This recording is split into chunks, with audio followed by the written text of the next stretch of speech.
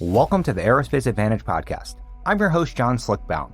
Here on the Aerospace Advantage, we speak with leaders in the DoD, industry, and other subject matter experts to explore the intersection of strategy, operational concepts, technology, and policy when it comes to air and space power. So if you like learning about aerospace power, you are in the right place. To our regular listeners, welcome back. And if it's your first time here, thank you so much for joining us. As a reminder, if you like what you're hearing today, do us a favor and follow our show. Please give us a like and leave a comment so that we can keep charting the trajectories that matter to you most.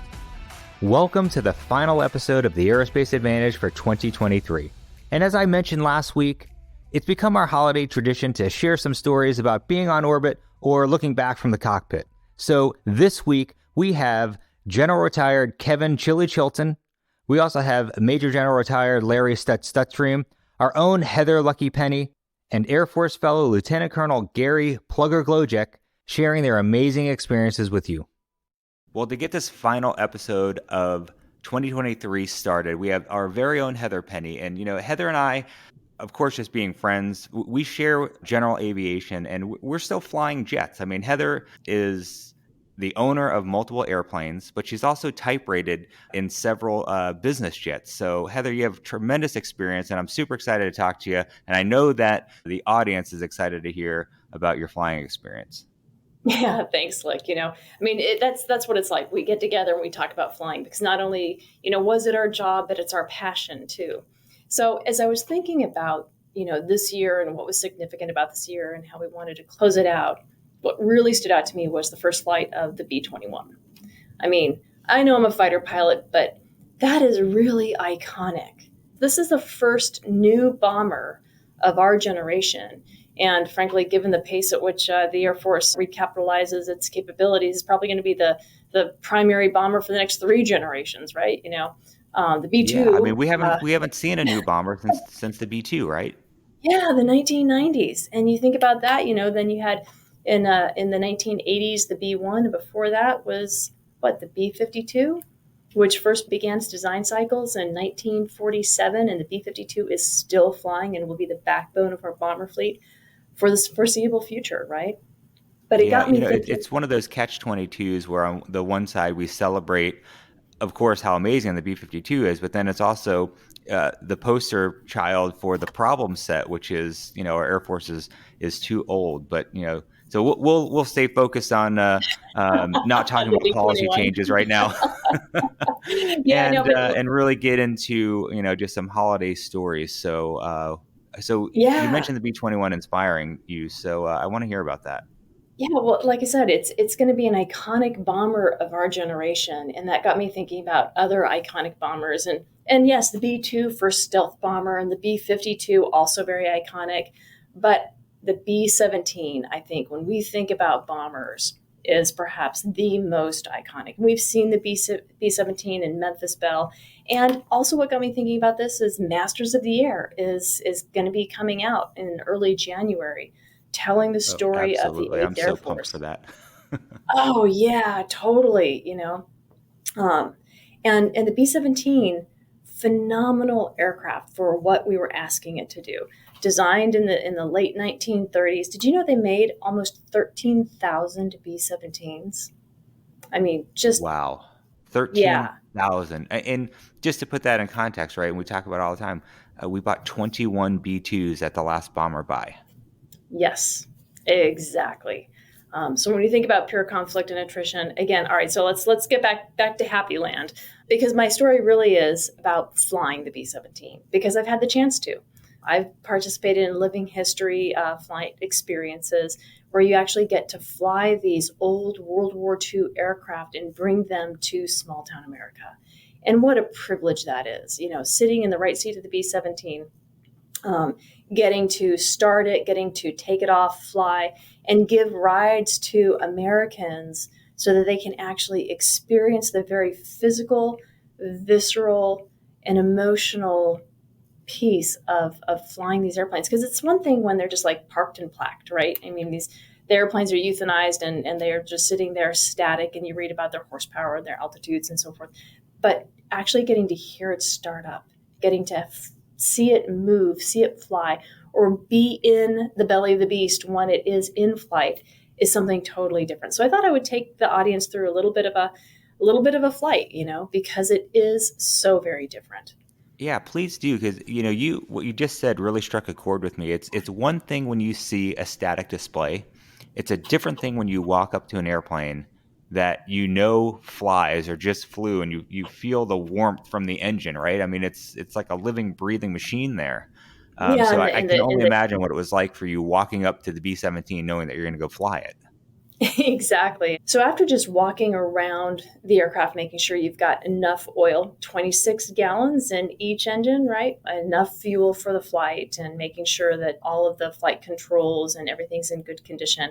One of the most important things we do is pull the props through. And it's like you do this on your Stearman, just like I do, pulling Sure. the propellers through on that radial engine. And for the audience, so that they understand why that's important. It's not just for good looks. And for the 17, with those big 1820 radial engines, they produce 1,200 horsepower, 9 cylinders. So you have to pull at least 9 blades through to make sure that you've been able to exercise each individual cylinder. We're doing that to make sure that there's no hydraulic lock. Because with them being radial engines, the oil is going to fall from those top cylinders down to the bottom cylinders. And unlike air, which is compressible, fluid is not. And so if you have oil in one of those bottom cylinders, as that piston comes down, it's going to stop prematurely, not be able to travel the full distance of the cylinder, and could bend a rod or could lead to engine failure.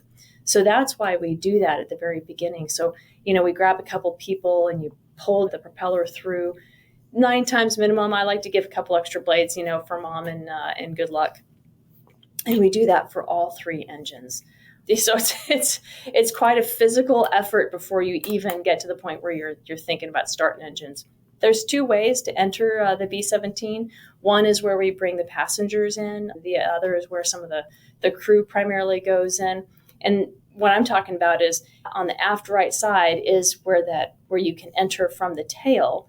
But then to get up into the cockpit, there's actually a crew door that swings down from the bottom of the airplane. There are no ladders. You got to jump up.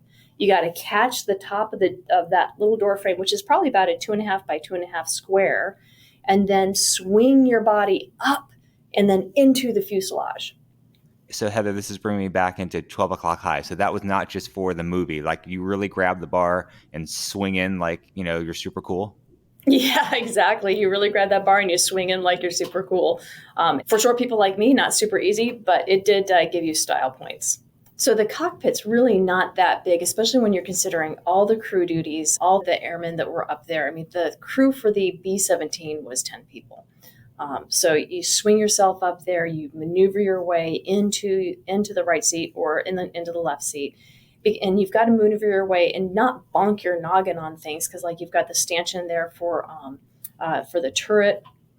For the actual flying duties, you've got the pilot, the co-pilot, and the flight engineer. Downstairs, you've got the navigator and you've got the bombardier. One of the things that surprised me when I first started flying the B-17 was that there's an autopilot, right? Because you would put the airplane on autopilot, you would actually give the flight controls down to the bombardier, because they would fly you from the IP, the initial point, to the target. So when it actually came time to hit the IP, the pilot and the co-pilot were not flying, which was something that was really interesting to me, because as a fighter pilot, I've got, control of the airplane the whole time. Oh, this is something interesting that I think the audience would be interested in, is that the B-17 is actually a very electric airplane. Clearly it's cables and pulleys to the flight controls.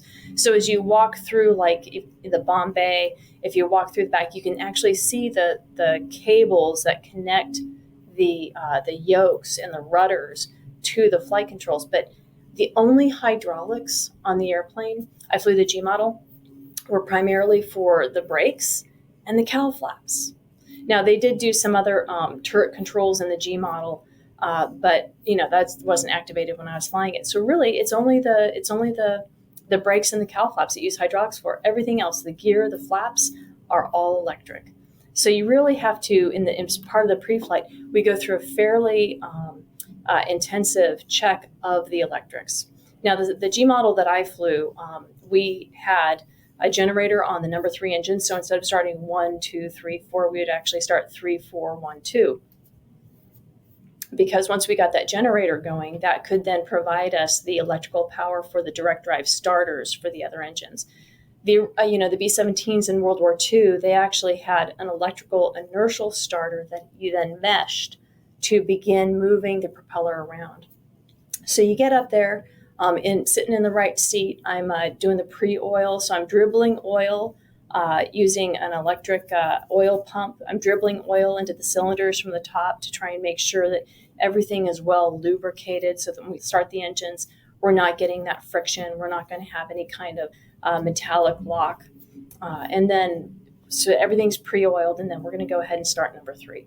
So we've got the battery on, we've got the direct drive, and you're counting blades. 1, 2, 3, 4, prime. And when you prime is when we're turning the magnetos on. And part of the reason why we're swinging those blades through is to get the inertia for the start. So you're getting the propeller to give the inertia so that you're not going to have to worry about necessarily a backfire or the engine falling back on itself. But I think it's important for the audience to know that this is really an art. Unlike, when we started our F-16s, it was always a very reliable start. For every turbine I've ever flown, it's been very, very reliable. But these round motors, as you know, Slick, it's really an art to get them started. Yeah, it really is. I mean, probably the most complicated start that we ever had was the T-37 with the little, spring-loaded switches, right, where you had to push one up and then the other and then release one while you're holding the other, right? I mean, that was like the most complicated start that we had in our career. Yeah, or maybe even the huffer in the T-38, because you had to make sure that you had a Palouse to get the turbine going with the air start.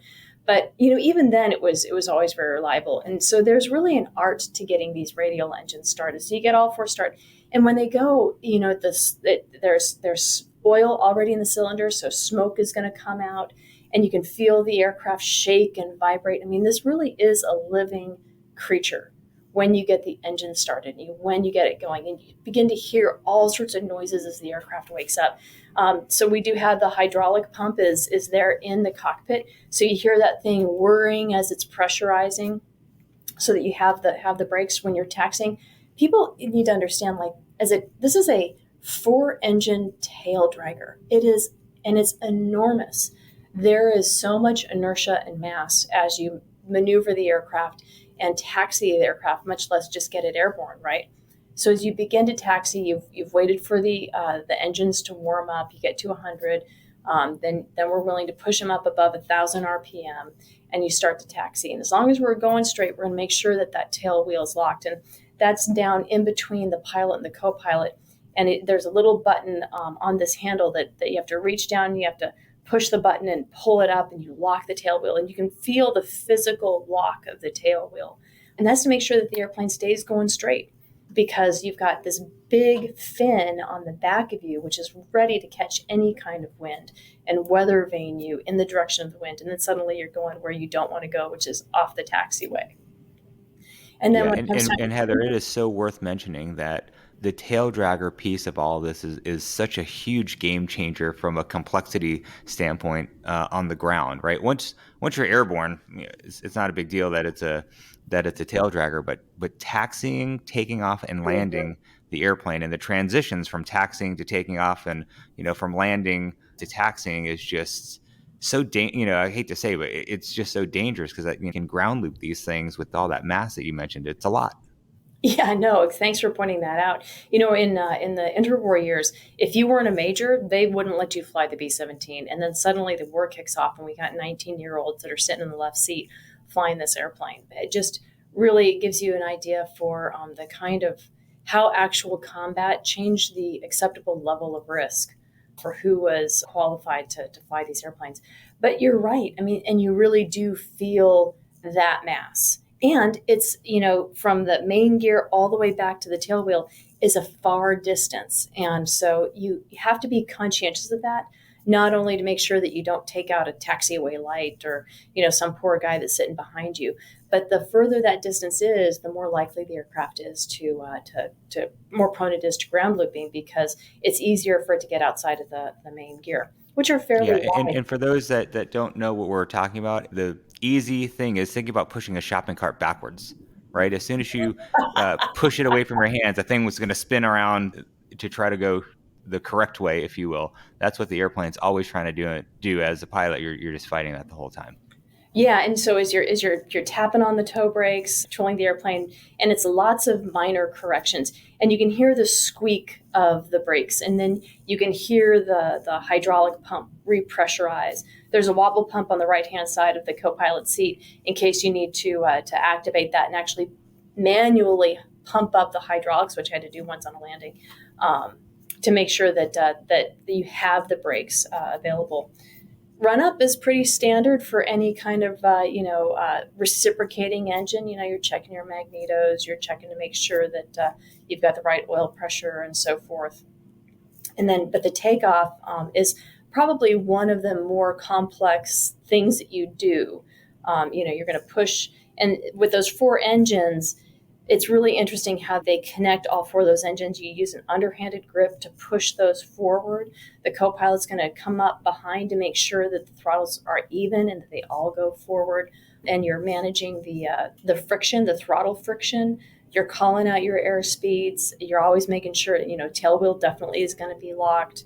You're using all your crosswind inputs appropriately, and you're going to bring that tail up just a little bit and let the airplane then fly it off. But as you bring that tail up, you've got the P factor of all 4 of those 1,200 horsepower, engines, which are all spinning in the same direction. So that's a pretty significant gyroscopic moment that you have to be ready to counter with rudder, which a lot of jet pilots don't know how to use. Like, it's an actual rudder to make sure that you stay straight, because then you no longer have that locked tail wheel to give you that directional stability. And then the airplane just flies itself off. When you take off, as you mentioned, Slick, it's flying like every other airplane, but it is heavy flight controls. It's very, very stable. I've heard some people describe it as like driving a concrete truck on a Formula One racetrack. You have to anticipate what the airplane does. But this is something that I think a lot of people don't really realize, whether or not they're flying jets or airliners or little airplanes, is that in these older, really mechanical aircraft, you can feel when people move around the airplane. People move to the front, you got to retrim. People move to the back, you got to retrim. People move around, you're constantly retrimming. So I think about like the boys that flew this, and as their crew were maneuvering around or walking around, but especially as they were entering the turbulence of these flak-filled skies, this is something you are never you can never take your hands off. You are always having to control this airplane. And it's a very heavy forces. They're doing these in tight box formations. I just have to imagine how fatigued they were after flying these 10-hour sorties, right? In addition to everything else that they're doing. So, I'd like to close out by saying that it was such a privilege to be able to fly the B-17, not only because, hey, it's cool flying, but really, in addition to going around to small town America, which was so phenomenal. We're taking these airplanes to people who may or may not ever have the opportunity to go to the Smithsonian, to go to the Udvar-Hazy. And it's everything from, 4-year-old little kids, and maybe you've seen this in a cartoon or a book or some kind of movie, and they get really excited and it actually makes it real to them. And then they hear something they've never heard before, and that engine starts up. To the veterans who have been brought out by their retirement community, and they come out and they they stand up out of their wheelchairs and they stand straight again. I mean, it's just, if you think about what these veterans did, it was the greatest adventure. It was the most tragic experience of their life, and probably the most meaningful thing they ever did with their lives was what they went through on a daily basis over and over and over again to save the free world from Nazism and fascism. And as we're losing that last generation, one of the reasons why I find this, the opportunity to fly the B-17 so precious is that these aircraft are the last witnesses. They are the last testimonials to the courage and the sacrifice of that generation, which set the world on a trajectory that was Pax Americana. And so the sacrifices and their courage and their bravery, it is etched. Those ghosts are in the metal of these aircraft. And so it's truly not just, like I said, fun flying, but really is the testimonial to the greatest generation and the DNA that still exists within our warfighters today. Absolutely amazing. Yeah, thanks for sharing that, because it's so important as we move our Air Force and Space Force forward to never forget where we came from, and of course to honor those that did the heavy lifting for us, as you mentioned. I mean, and you're right, I've been there. I've seen the 80-plus-year-old veteran stand straight up when they got pushed all the way there from their house, right, into the car and to the flight line, and then they see that airplane fly again, and they stand up and salute. And it's just one of those things. I know fighter pilots don't cry, but every once in a while it gets hot on the flight line, and your eyes will sweat when you see something like that. And really, thanks for sharing your thoughts on that. Thank you, Slick, and happy holidays to everyone. And then we also have Plugger with us as well. So really, really excited to hear some low altitude stories from you, Plugger. It's good to be back. Merry Christmas. Of course, as an F-16 guy, I could say giving my A-10 brother a little shot in the ribs here. So sticking with warbirds, let's talk about the A-10 now. That's funny. Sticking with like human experiences, I'll tell something that has to do a little bit with mutual support. It's kind of an admin story, but it gets back to, flying with the other people. I should remind everybody that as the active duty Air Force fellow here, everything I say, those thoughts are my own, not necessarily the position of the Air Force or the DoD. But most importantly, since these are going to be flying stories, I promise that everything's going to be at least 10% truth. So there I was. We're taking off out of Korea. We were at Osan at the time. We're on our way to a red flag, Alaska. And I have a 6th ship that I'm taking over to Yokota because we're going to fly over to Yokota. And then we're going to take the AOS a couple of days later to fly all the way up over the Pacific to Alaska. So we have 2 bags of gas on the A-10, which she's not real fast and, not a ton of thrust in those engines, but you put 2 full bags of gas on there and your thrust to weight ratio is not super high. So we all kind of trundle off the runway there and we're on our way to Yokota. And it's pretty straightforward. Yeah, it's a spring day and we get up there and I've got the 6th ship and we're, on the way to Japan. Most of the way over there, it's pretty uneventful, and we're giving one of our younger lieutenants a hard time. He says some funny things to include, anybody know what that island is off our nose? And I was like, dude, that's Japan. That's where you're going to land your jet. So we're on the way over there, but we get maybe, 100 miles out of Tokyo and we realize, wow, the weather's notably worse than what we got from weather. So probably every pilot has a story like that where they're on their way in. They realize pretty soon they're about to shoot an approach to Mins. But I have a 6th ship. I'm entering Tokyo Center and I'm realizing, wow, we're going to have to all do individual approaches. So, a flight split, depending on where you are, can be either easy or if you're in a foreign country and, working with people who speak English on the radio, but maybe it's their second language, it can be a little bit more harrowing. So, I call up Tokyo Center. I'm like, okay, stand by for a long request. I need to do a flight split for 6 jets and put them all on the ILS into Yokota. And I want to go, 6, 5, 4, 3, 2, 1. I'll go, kind of youngest guy, number 6 first, and then we'll all go reverse order. I'll be last. So I start getting everybody split off. Tokyo's doing a pretty good job. We get 6 split off. We get 5 split off. And then 4 lets me know that he's got trapped gas in one of those external tanks, which is probably something we should have noticed earlier. But, he had been going through normal ops checks, in terms of the total. And so I started doing some math and I realized that not only are we about to shoot an approach to Mins, but he does not have divert fuel anymore. So halfway through this flight split with Tokyo, I'm like, hey guys, by the way, I now need to send number 4 direct to the field because he's, low on gas. So I know my request was to have 6 and 5 who are already gone. I need to put 4 out ahead of them and then 6 and 5 back in and then 3, 2, 1 behind that. And so this entire thing, I pretty much blow up all of Tokyo's airspace trying to get this train of 6 jets onto final. We finally get 4 out there and he's on final. We've got everybody else lined up. And there's probably this feeling that everybody else has had too, that's led a flight where you go, okay, all my guys and girls are good. Just take care of yourself, right? Just now don't mess it up in your own jet. So I get myself on the ILS. I run through all of my checks. I've got my localizer, my inbound course. I've done my descent check. I know what speeds I'm going to be flying. I slow it down and I put the gear handle down and I get 2 green lights. And so here I am. Oh. Everybody else is on final. I don't have a ton of extra gas because I'm the one who took the longest vector, right? And so I'm like, okay, I could work this, but then I would definitely have to divert. And if I divert, I have nobody going with me, nobody to watch for me. And so, kind of feeling like I'm in an interesting place. Descending over Mount Fuji, which is like a 12,000 foot mountain, of course, in the weather. So, not the most comfortable out there. and getting on final. And I'm thinking, you know what, that's probably just a burned out light bulb. But then having a little bit of a background in human factors, I did my master's in human factors. So I'm like, this is also that time where somebody starts, unscrewing light bulbs and replacing light bulbs in the weather over the mountains after a long sortie, and, bad things happen. So what could possibly go wrong? So as I'm getting down there on final, I'm like, okay, most of the other indications look good. I can see something hanging out there in my mirror. So I kind of move my mirror so I can see a main gear back on that side. I'm like, all right, everybody listen up on interflight. I'm about to break out of the weather. You need to tell me if you see a landing light. And so at that moment, I pop out of the weather.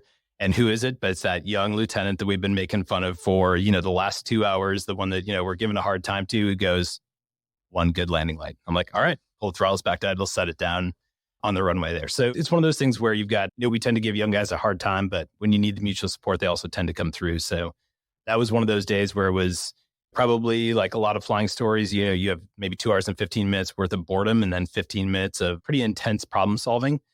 And yeah, having a good team out there, no matter, how young they are, is super important. Yeah, I could not agree more. I mean, like you said, the mutual support and where these guys come through for you in a pinch is really what it's all about.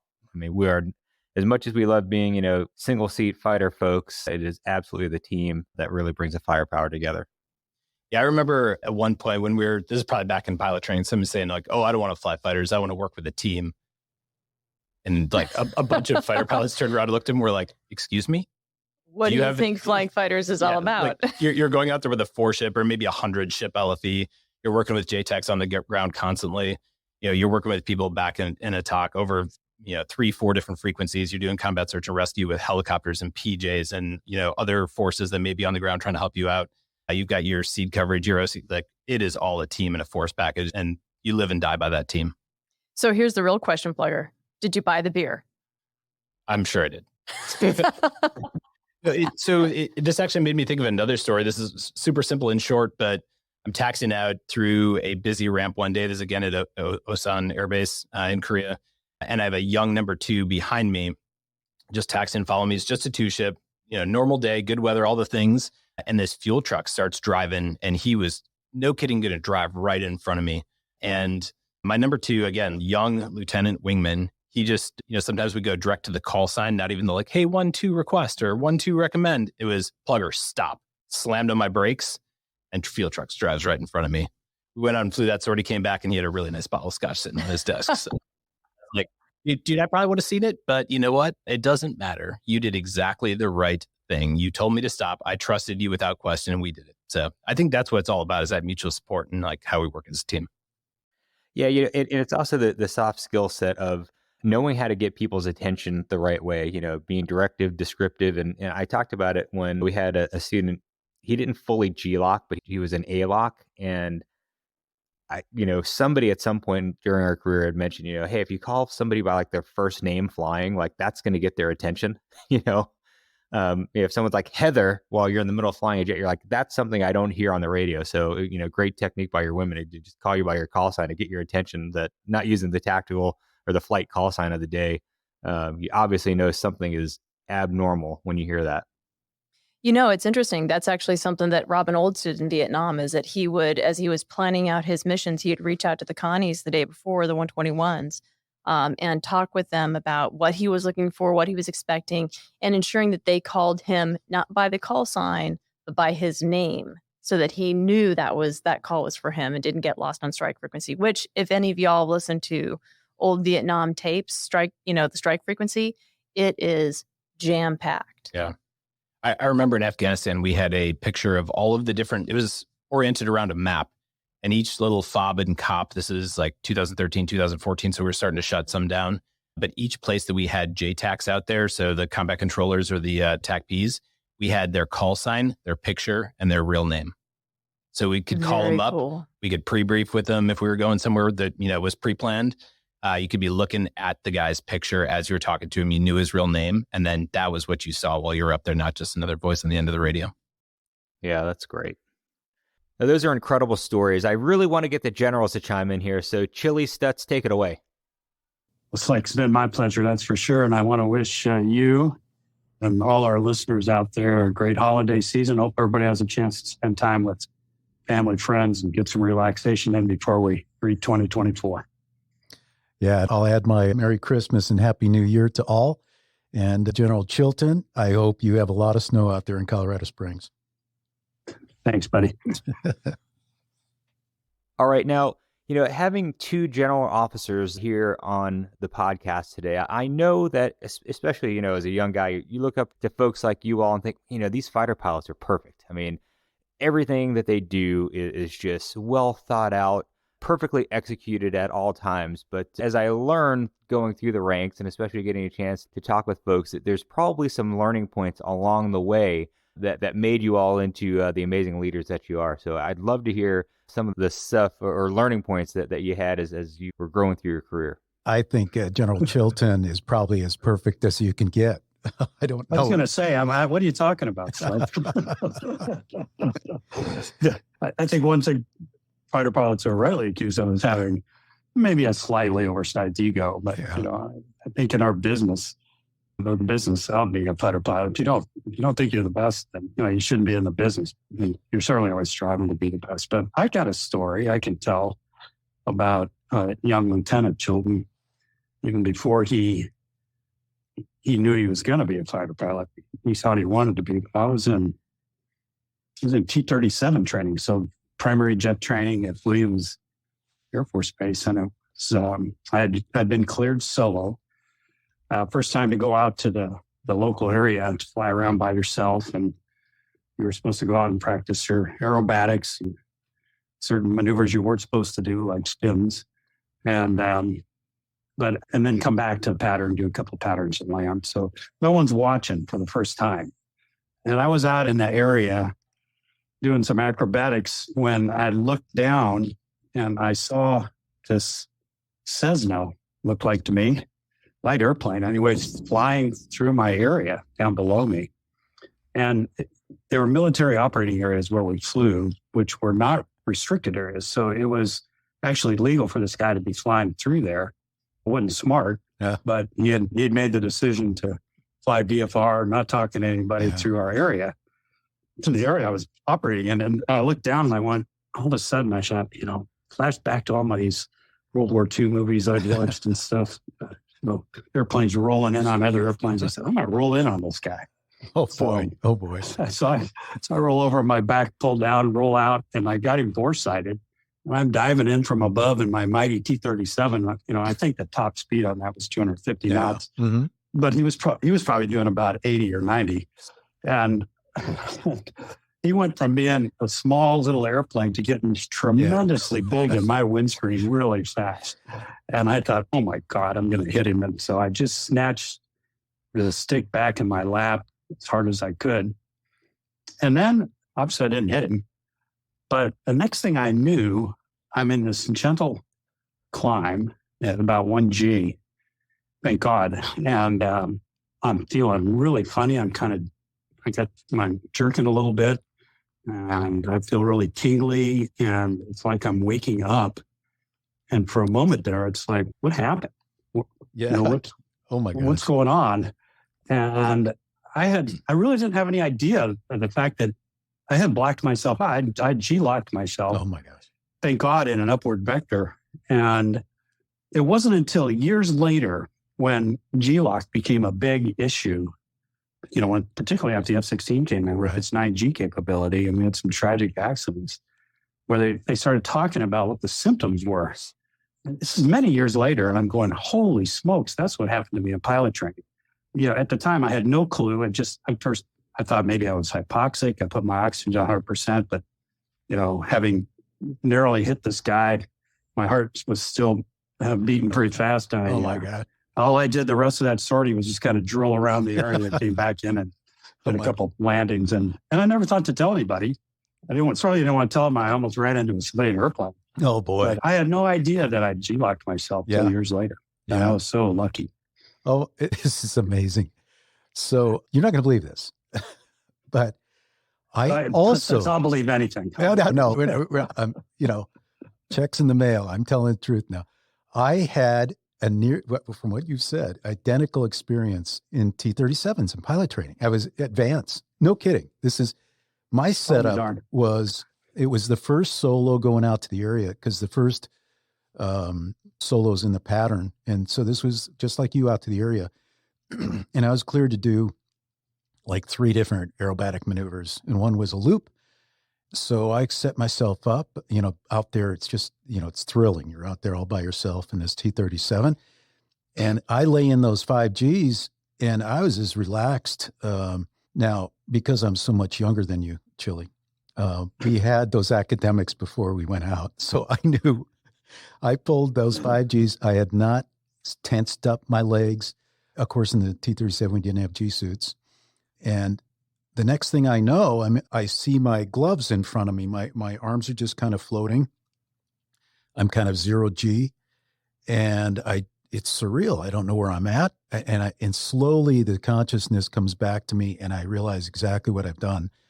So I did what you did. What any good pilot training student would do is I drilled around, with the sweat coming off out of my helmet, running down the back of my flight suit, as I sat there, and then recovered, and I landed and I went in, and I was just looking around like, does anybody know what I did?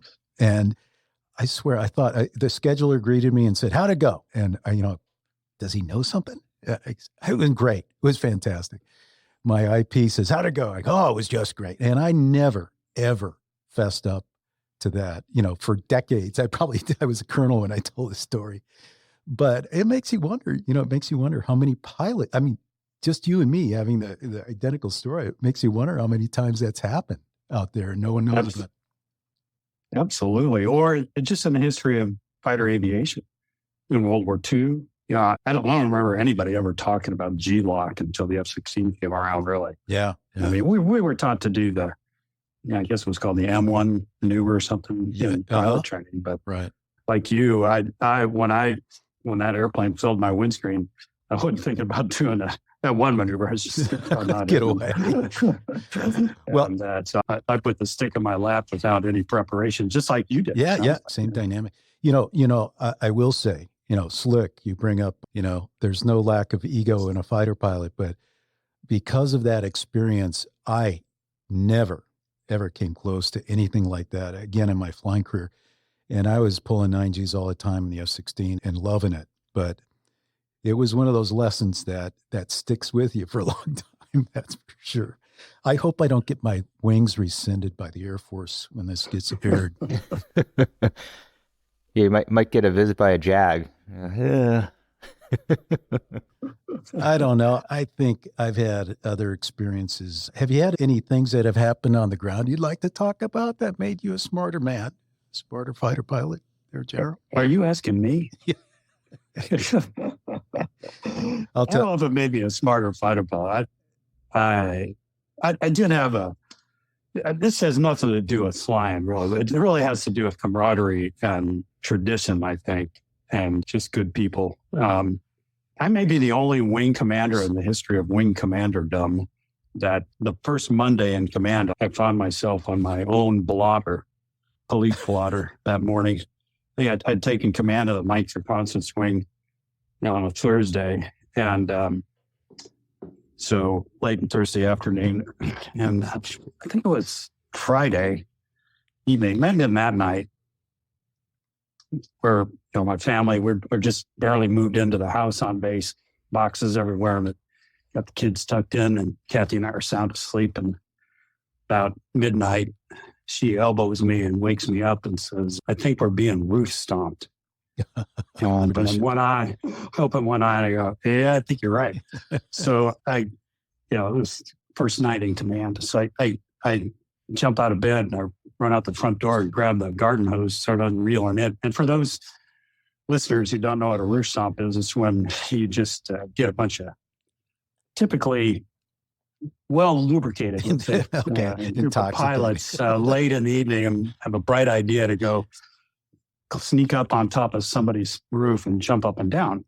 And then the tradition is that the person inside tries to hose you down, and then followed by that, people come off the roof, and the stompee is supposed to invite everybody in for drinks and breakfast. Yeah. And so I actually was thinking, this is pretty cool. This first night in command, they're jumping on my roof. So I'm up front, I'm reeling the hose. When around the corner from behind the house comes this woman screaming, yelling and screaming, and with a German accent, by the way, because she was German orange. I didn't know her. This is not a good sign. Yeah. He's yelling, call 911, call 911. Going, what? What's going on? She's call 911. So the captain's coming out the front door about this time. I said, honey, call 911. I'll go see what's going on. Well, I walk around the corner. Sure enough, there's a ladder. Guys are coming down the ladder, but next to the ladder, laying face down in the bushes, is one of the pilots who has fallen off the ladder because he'd had a little bit more than too much to drink. But about the time I got there, he's kind of pulling himself together, standing up. He's got mud all over his face in his flight suit. And I go, are you okay? And he says, yeah, I think I'm okay. I said, okay. Everybody off the roof, get in the house. And, well, too late. My wife's already called 911. So shortly thereafter, it looks like the Normandy invasion, if I ever has some fire trucks and police officers and everybody. And so I go out, and who's in charge here? I said, well, that would be me. The wink. And he has no idea. I think he's talking to. I mean, I'm brand new. And he says, well, I want to call it someone who was hurt or there was an issue. I go, no, everything's okay. We're in control here. And he goes, well, I need to get some information. I give him my name, serial number, whatever he needed. I give it all to him. And I said, I assure him everything's fine. And he goes away. They finally leave. I go back inside and I said, well, boys, I'd normally offer you a little Jeremiah weed or beer, but tonight it's going to be Coca-Cola. You broke the tradition. They all thought I was going to be upset or something. We were happy, but sure enough, Monday morning, security forces guys come, or the mission support group commander starts briefing police incidents over the weekend, and he's kind of got this little twinkle in his eyes. He goes, and at the top of the blotter is our wing commander. Police reported to number 1, such and such avenue, and there seemed to be a problem at General Chilton's house. Who's on the blotter. So good spirit, good camaraderie, and good sense, I think, prevailed that night, but I'll never forget that. Call 911. 911. Oh. Yeah, the real question was, why she wasn't still holding the ladder and why he fell off of it, But I don't know if she had been on the roof or was just sitting there watching her husband come stumbling off the roof. Roof stomps, for people who do not know what they are, and suddenly you have this, herd of people jumping up, and the house just shakes like crazy. They're terrorized by that. So you have to kind of, ease them into it. You got to be careful. Yes. Hey, I sleep like the dead, which is why I didn't hear it. And Kathy, though, woke up. Of course. She says, and of course, she knew what it was. She says, hey, I think I know what's going on here. Hey, Good fighter pilot wife. I distinguished myself in a blotter a lot earlier in my career than you did, which is why you were such a stellar leader that you learned these lessons later in your career. But I got in trouble. I was asked to do an accident investigation on an F-16 that its engine blew apart. And for the listeners, you have 2 different investigations: a safety board investigation, which really tries to find out what happened. There's a lot of everybody gets the freedom to say whatever they want, just so we can make sure we don't repeat those things again. Then you have an accident investigation, which they get the data from the safety board, but they have to kind of figure out the accident for themselves. And this was considered a fairly easy job. So as a major, I was asked to lead this accident investigation. I was out in Korea at the time, so I flew back to Oklahoma ALC and to look at the depot operation. My team, really superb guys, were very frustrated because we couldn't get a lot of direct information out of the depot people, the technicians and leaders there, because now they're not obligated to incriminate themselves or talk about things that aren't protected. So we are super frustrated. My team goes, we got to get in there. We got to get in there and see what kind of work they're doing. And they coached me on this. And finally I said, the major goes, okay, I'm going to go in there, and I'm going to go in on a Sunday morning early. I went over to the BX and I got one of those Instamatic cameras, the disposable ones. You get about, 20 pictures on them. And I went around this massive building, just checking every door. I just figured something might be open. And sure enough, after about the 20th door, one was locked. The latch was locked, but it was not latched so I could open it. I'd go in and I had a map. The guys would give me a map so I could find this engine assembly area where they're assembling turbines. And I started taking pictures. And it was kind of a mess. And we learned a lot of stuff. But suddenly I hear these footsteps behind me. And this guy with the most incredible voice, it was like coming out of an elephant. He says, "Freeze, get on the ground. Face down, put your hands over your head." And I'm like, oh my gosh. And I immediately collapsed, Chili. I didn't even question it. I just collapsed onto the asphalt or onto the concrete. And suddenly I've got like 4 guys. They got guns too. I'm looking up at them and they're asking me all these questions like, "What are you doing here? How did you get in?" And I'm in my flight suit. I'm in my flight suit and my leather bomber jacket. And I'm like, wow. So they got me crushed on the ground. They handcuffed me behind my back. They're still yelling at me as they take me down to this detention place. And the chief, Master Sergeant there, the security force, these guys are good. They, their first act is to neutralize any threat. And so the chief picks up the phone and he says, he's calling the base commander. He says, "We got a guy here who says he's a fighter pilot lieutenant working this accident board. And we just caught him, blah, blah, blah." And the chief listens to the colonel. And he says, "What's your name?" I say, "I'm Larry Stutzriem." He barks it into the phone to the base commander. And he says, the chief comes back relaying to me whatever that was being said on the phone. He said, "Did you go to Arizona State?" I go, "Yeah, I went to Arizona State." And the chief goes, "Okay, got it. Yeah, Colonel. Okay." And he hangs up and he goes, "Man, did you know Colonel Tony Moross?" I go, "Oh my gosh, he was my RTC instructor way back 10 years ago at Arizona State." He goes, "Well, he's now the commander." And he says, "We need to take pictures of you handcuffed. Then we need to unhandcuff you." And he says he wants you off his base and don't ever return again. And so I got a framed picture of that blotter. And Chili, I'm going to send you a photo because I still have those photos so you can see I love it. how I made the blotter as a major in the U.S. Air Force. Well, Stutz just emphasizes that, in spite of all our shenanigans as fighter pilots, there is someone looking over us all the time. Yeah, that's true. And in this case, both in our airplane incidences and certainly in your case, what are the odds? What are the odds? That connection we made. What are the odds? Right. You wouldn't bet the ranch on that one. It's a great story.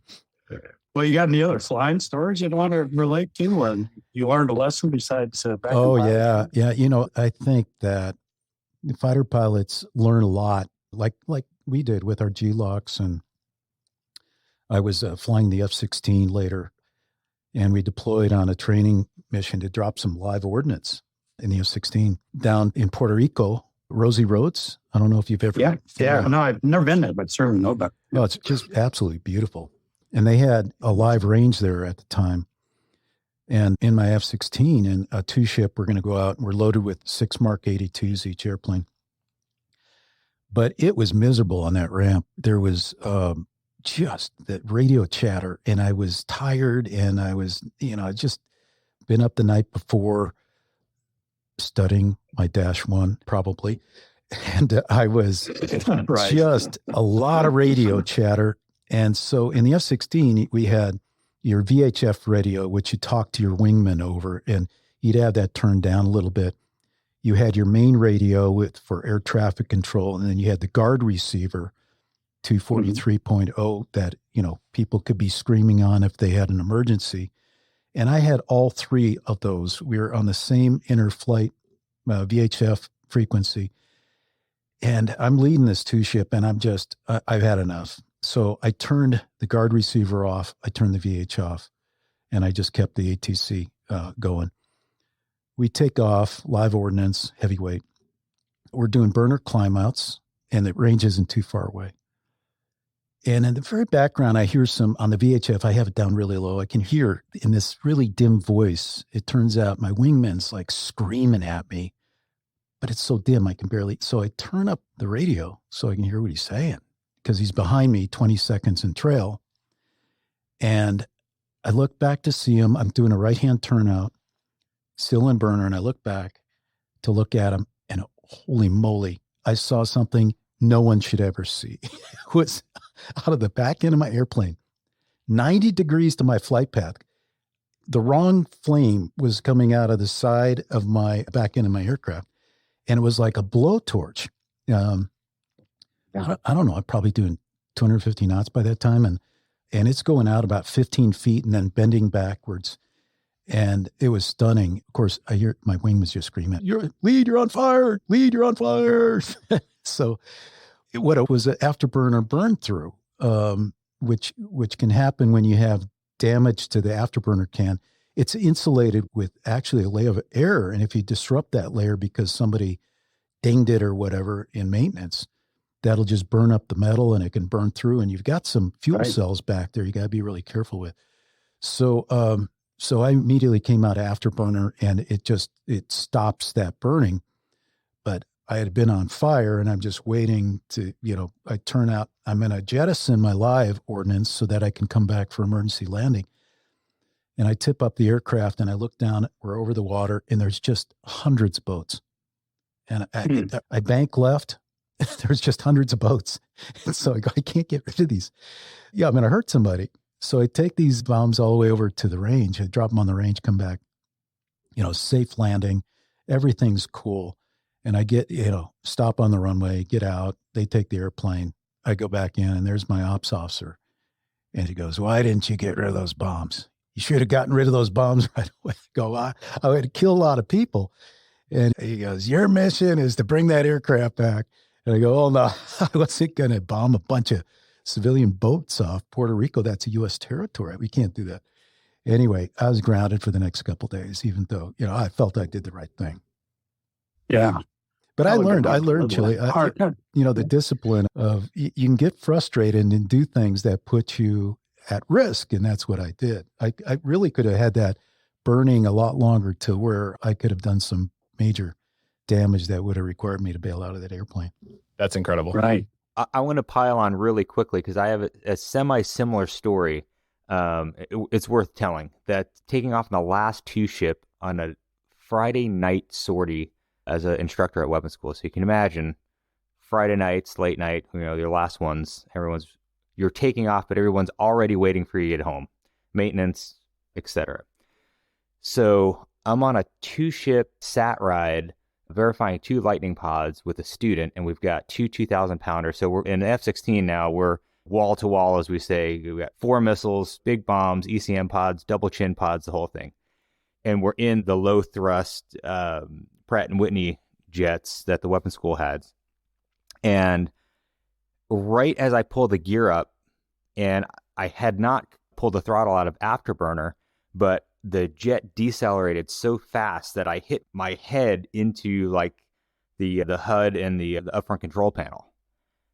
And as soon as I did that, I began to start zooming, and the SOF yells at me, who's a friend of mine, and another instructor doing supervisor of flying duties that night.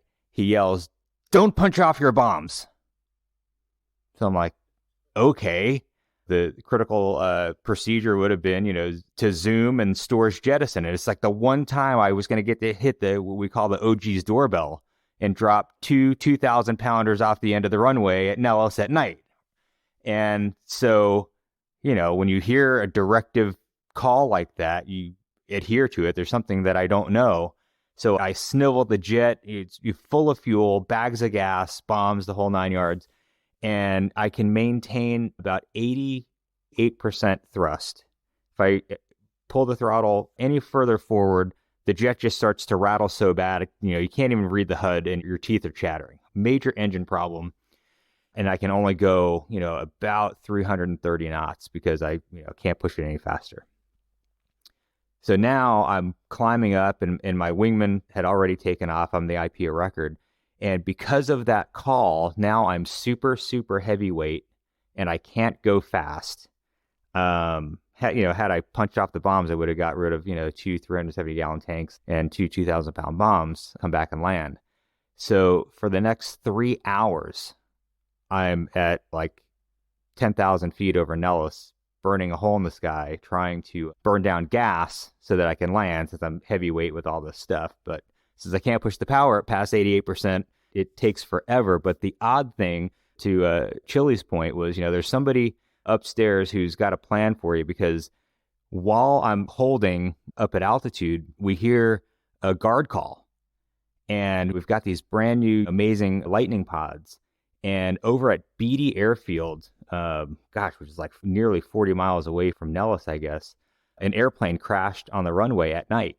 And so I'm watching this and basically directing a res court from like high key at Nellis, because we can see at high fidelity all this going on. So making a long story long, because of how long it took me to burn down gas, and I still regret not being able to push the OG's doorbell.